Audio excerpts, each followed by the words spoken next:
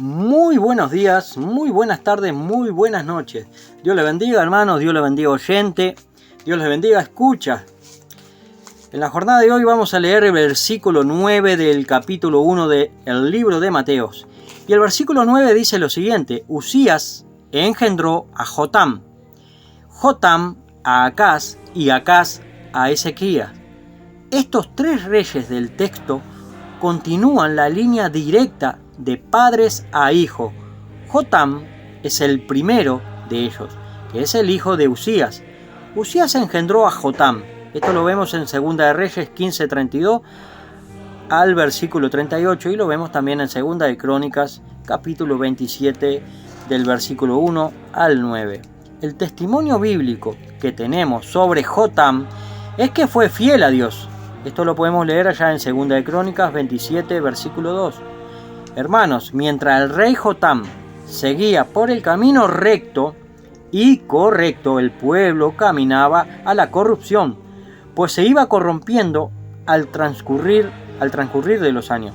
2 de Crónicas 27, 2. Pues el pueblo concurría a los lugares altos a rendirle culto a los dioses paganos. 2 de Reyes 15:35. Ahora, quien sucedió a Jotam en el reinado fue Acaz. 2 de Reyes capítulo 16 del 1 al 20 y 2 de Crónicas 21, 1 al versículo 27. Este rey Acaz fue un antagonista a su padre Jotam, o sea que fue contrario, pues Acaz fue un rey perverso, pues se apartó de Dios para seguir el camino de la idolatría, como era ya la norma de los reyes de Israel. Fue tan grande la perversión de Acab que incluso llegó a a ofrecer a uno de sus hijos en sacrificio, o sea, quemándolo en el horno del dios Moloc. Esto lo vemos en 2 de Crónicas 28, versículo 3. El acto de este perverso rey trajo como consecuencia el juicio de Dios, pues los asirios invadieron y se llevaron a Damasco un buen número de prisioneros a la capital de Asiria. Esto lo podemos corroborar en 2 de Crónicas 28:5. De la misma forma, los del reino del norte, o sea Israel, se llevaron de Judá a 200.000 prisioneros, particularmente a los jóvenes, y se los llevaron a Samaria, a la capital del reino del norte. 2 de Crónicas 28:8. Ahora, los enemigos de Judá, o sea los filisteos y los edomitas, habían ocupado parte del territorio de Judá y vivían en las ciudades que habían tomado. Esto lo podemos ver en 2 de Crónicas 28, 17 y verso 18.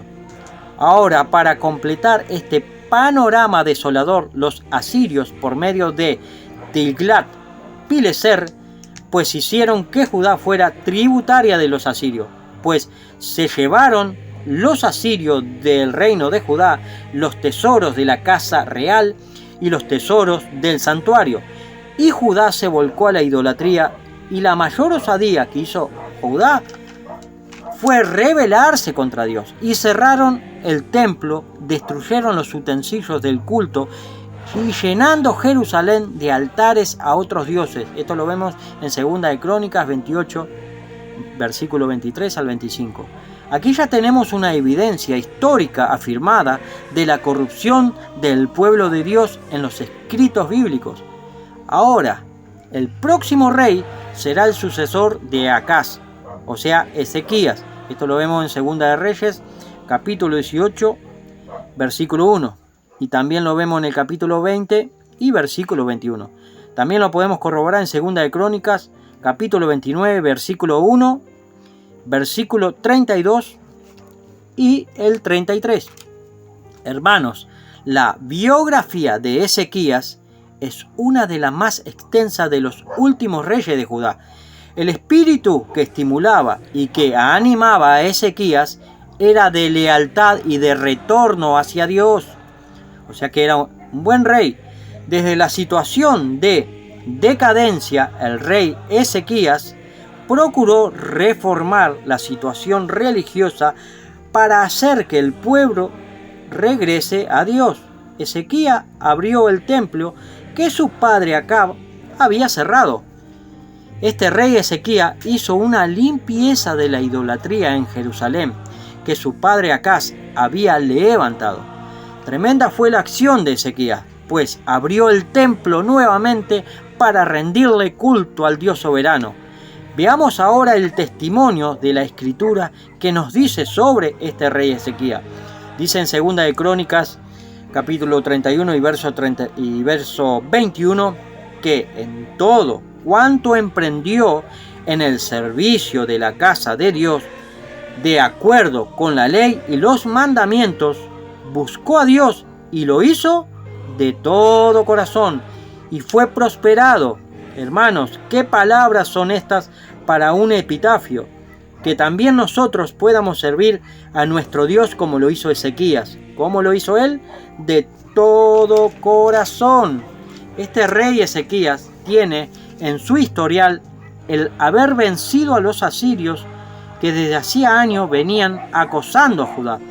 Ezequías tenía un ejército pequeño comparado con los asirios, pero Ezequías contaba con la ayuda de Dios, en quien Ezequías confiaba, y por lo cual Ezequías podía decir lo siguiente: porque más hay con nosotros que con él está el brazo de carne, mas con nosotros está Jehová, nuestro Dios, para ayudarnos y pelear nuestras batallas.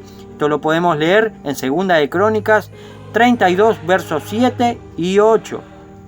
Hermanos, en nuestras luchas cotidianas, nosotros, ¿podemos decir lo mismo que dijo Ezequías? ¿Podemos decir con certeza, como dice un cántico que utiliza una paráfrasis de Zacarías 4:6, que dice: no es con espada, ni con ejército, mas con su Santo Espíritu?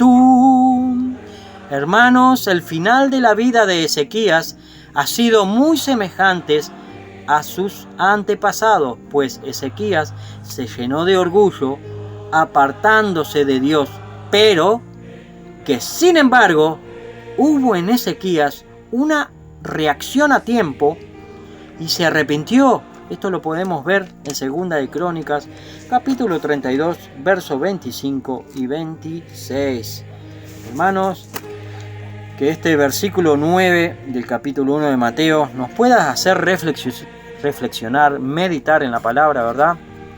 Y que podemos confiar en la soberanía de Dios, en la providencia de Dios, siempre estar confiando en Él plenamente y entregándole nuestras vidas al soberano Dios. Que Dios los bendiga, hermano, que tengan una rica y bendecida jornada en nuestro Señor Jesucristo. Amén.